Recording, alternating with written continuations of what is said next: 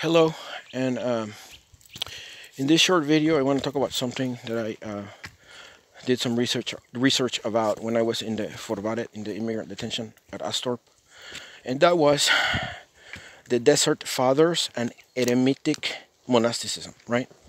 And the reason I was interested in that is because for 11 years, when I lived between April 2011 and November 2021, when I lived in Hamaro.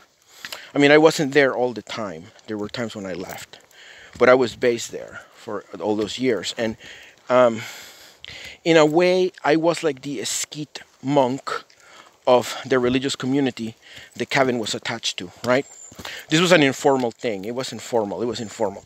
But I was sort of like their Esquite, in there. And an Esquite is somebody who, is part of a community, but retreats to their own cell to be alone, right? And that was exactly the situation there. So, because I've already had the informal experience of Esquite monasticism, I thought I would research eremitic, and I found that the Desert Fathers in Egypt, let's see, 2nd century through 4th century, all the way up to the Muslim conquest, really, much later, in the 700s. But yeah, anyways, I downloaded this book called The Sayings of the Desert Fathers, and it was a really good book. Interesting. I didn't read all of it.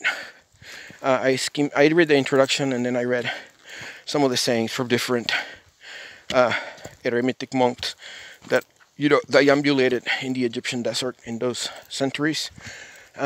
And yeah, so basically what the eremitic would do, it was a radical break with society, and the eremitic would go to the desert and just roam around.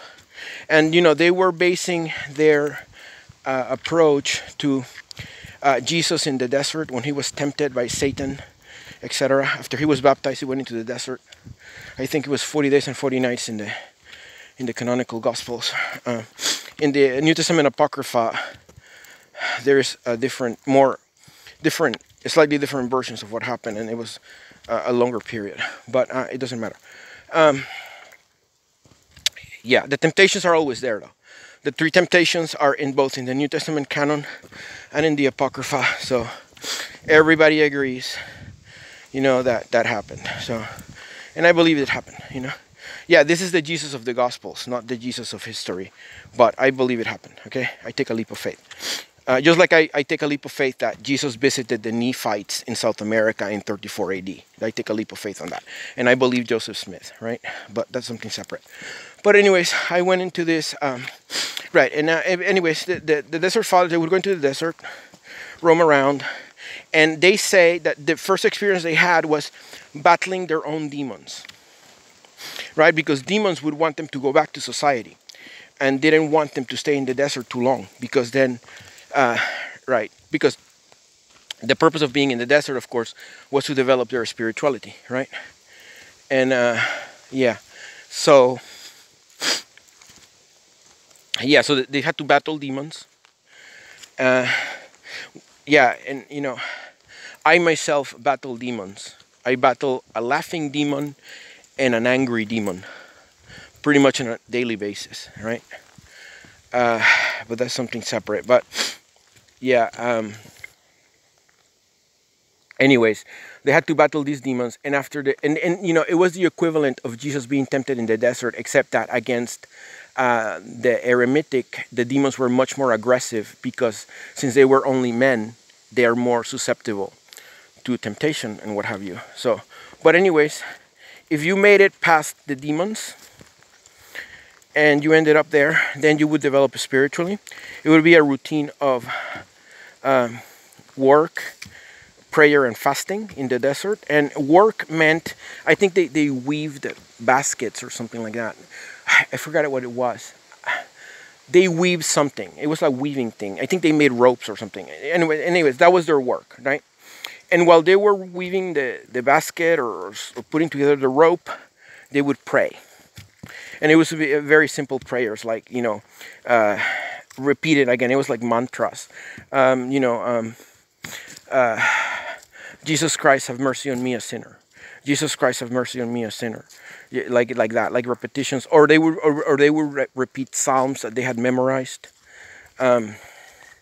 Psalms of David, or Proverbs, or whatever, that inspired them. They would repeat that. They would repeat sayings of Jesus sometimes, etc. And then the work and the prayer built their spiritual fortitude and made it more possible for them to fast, right? Obviously, in the Egyptian desert, there's not much food or water. I suppose that water only happened if it rained, or maybe they found an oasis somewhere. I don't know. I'm not entirely sure how they did with food and water, but John the Baptizer was fed with locust and honey in the desert. So I suppose, anyways, when you went into the desert, you didn't worry about food or water, because God would provide those, as Jesus said. You know that the Father will provide you with all the material things you need. So they took a leap of faith on that, and they went into the desert. So, yeah, yeah, you know. And again, I saw this book. I downloaded this book, Sayings of the Desert Fathers, which is like aphorisms and quotes from people who did this back in the 2nd, 3rd, and 4th centuries in Egypt, before, which sent, you know, at least 300 years before the Muslim conquest. This is when, you know, Egypt was a province of the Roman Empire, and then it became a province of the East Roman Empire. Then Islam emerged and conquered it, and there is still Coptic Christians in Egypt, but the majority of Egyptians are, of course, Muslim, which is fine. You know, it's fine. I study the Quran. Another thing that I did when I was in the immigrant detention is, because I was exposed to very devout Muslims in there, I started looking at the Quran, and I read Maryam, which is the surah that speaks about Mary and the Nativity of Christ, the Muslim version of the Nativity of Christ. Again, and it's interesting because Mary was in the desert, right? Mary was in the desert. She was pregnant in the desert, and God fed her, and God provided water for her. I think God made some fig trees appear and to feed her, and springs of water bubbled out of the ground, or what have you.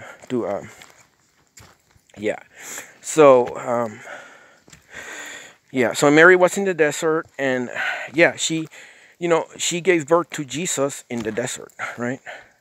So Jesus was born in the desert, and that's interesting because in the in the Abrahamic tradition, it's interesting because if you look at Moses in the books of Moses, Moses got the law from the mountain, right?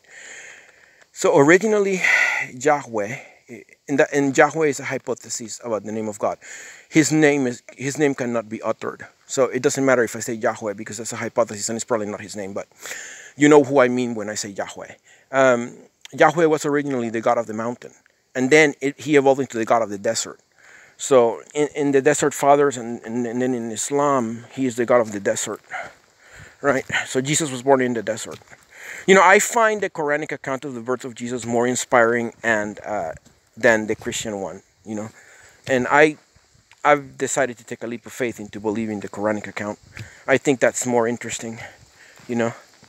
The idea of Mary in the desert. I mean, yeah. You know, the desert is a place where people go to, like, whatever. You know what I mean? And I think that's very interesting. Yeah. Yeah, I'm taking a hike through the Swedish forest, right? And this is early autumn, and I'm taking a hike. This is how the forest looks in the autumn. You know, you see the leaves already beginning to fall, autumn, whatever. So it's a perfect place to take a hike, right? And I believe this is, like, you know, to me, in Scandinavia, if you want to go in the desert for a while, the place to go is the woods, right? Because, I mean, obviously, it's not the desert, but the figurative desert for Scandinavia would be the forest, right? Or the mountain somewhere. Or like in the north of Sweden, where they have this landscape which is like desolate, something like that. But you can only do that in the summer. But yeah, I mean, there's equivalents to the desert, plenty of equivalents to the desert in Sweden and Norway that you can go to, and like just go away and be a eremitic for a while and then come back. You don't have to stay in the desert. You can just go there for a while and then come back and experience it, you know. yeah. So yeah, you know, and on the way in and out, make sure you stop at the nearest Svenska Kyrkan Cathedral and light a candle, you know, and then sit down and like meditate upon your experience or whatever. Write it down in a journal. That's a good thing. You know, please stick, if you want to go to a brick and mortar church in Scandinavia, stick to Norska Kyrkan and Svenska Kyrkan. Don't deviate from that, okay? I made that mistake and it was a horrible mistake. I ended up in the Jehovah's Witnesses. So please, stick to Svenska Kyrkan.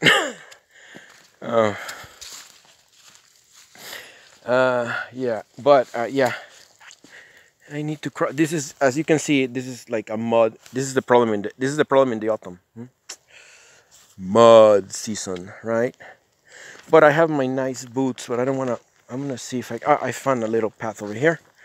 Right. So, anyways, I was talking about the Desert Fathers. Yeah, you know, I just thought if you can download this book, you can get the book from Goodreads, or you know, there's many places on the internet you can get this book, Sayings of the Desert Fathers. It's not like a book; it's hard to get. And if you can get it, or download it or whatever, you can buy it, download it. You know, it's a book worth looking at. Yeah. And after you read it, if you want to go in the desert, you know, and you're in Scandinavia, then go in the forest or in the mountain, or go up to the north of Sweden where they have that desolate landscape, and walk around with like, yeah, and for a while and stay there in summer if you go to the north of Sweden.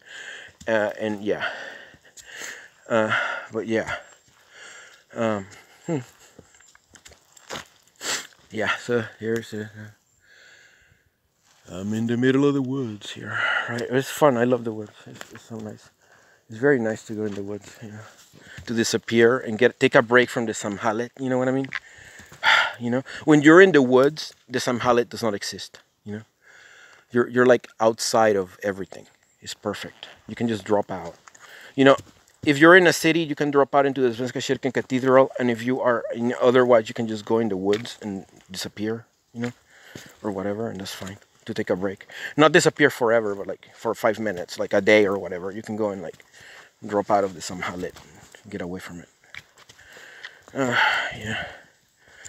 But yeah, so anyways, this was about the Sayings of the Desert Fathers. Okay, see you later. Bye.